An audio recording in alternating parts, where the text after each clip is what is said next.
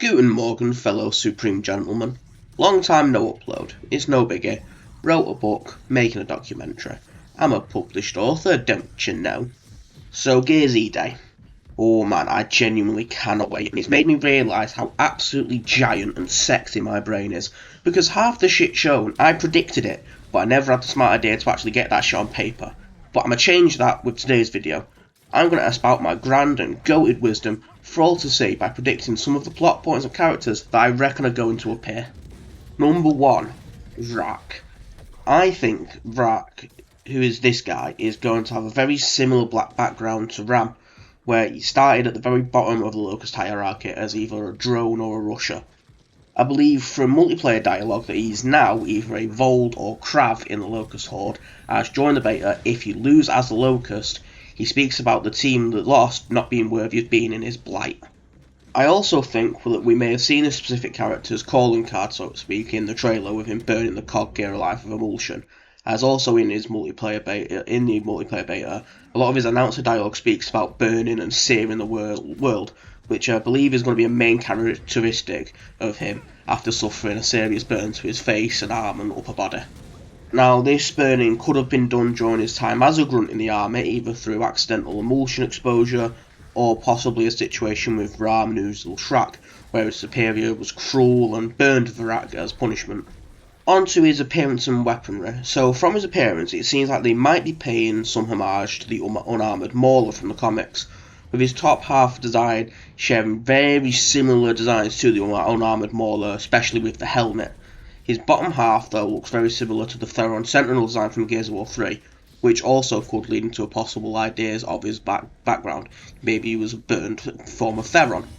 Now, the final thing I want to talk about is his weapon. Now, in the trailer, we see him with a big spiked gauntlet, which he uses for intimidation against the gear he burns. We also see a pouch on his back filled with similar spikes, which leads me to believe that this gauntlet is a multi-purpose weapon that could either be used for close quarter melee combat, similar to like a Wolverine claw or a hidden blade, and also be able to be shot out at enemies that are further away, like a wrist-mounted torque bow. They could also be filled with emulsion, possibly further leaning into his whole burn pyromaniac character.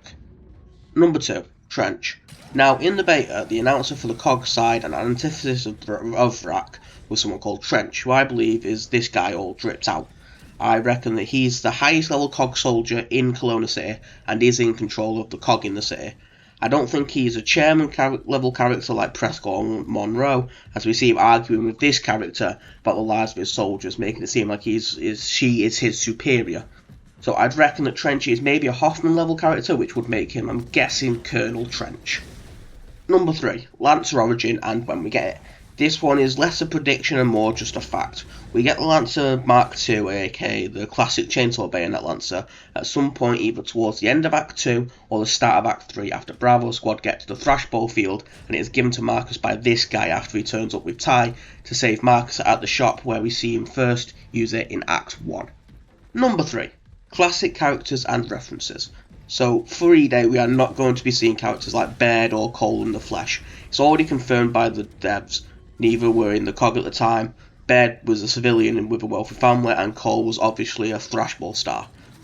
But I do think we may get a Cole appearance in passing, either a poster, a statue, or just general talk. Number 4. Plot points. First, I think probably at the end of E-Day, Dom is going to get a transmission from Athera about the death of his children and their grandparents. Or the new Captain Grey character will learn this and deliver the news to him. The next plot point that I think will happen is character deaths.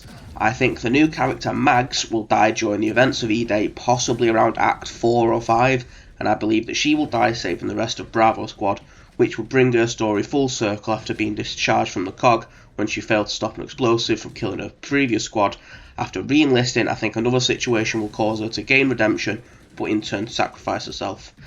Another death I think will happen is Captain Grey, and I think it will be Vraak who does it. I think to properly big up Vraak and make him seem like a proper Ram level threat, they'll have him either pull up and do a full frontal attack, or possibly take her out from a distance with his wrist-mounted weapon. But that is it for now. I'm going to do some more videos about Gears in a bit, as my excitement for this game is only getting bigger and bigger and bigger the closer we get to October, and quite frankly, The game's already finished. I don't understand why they won't just give it us now so that I can play it and just, But watch some of my other stuff and have a good day. This isn't an option, you have to. This is forced. Do it.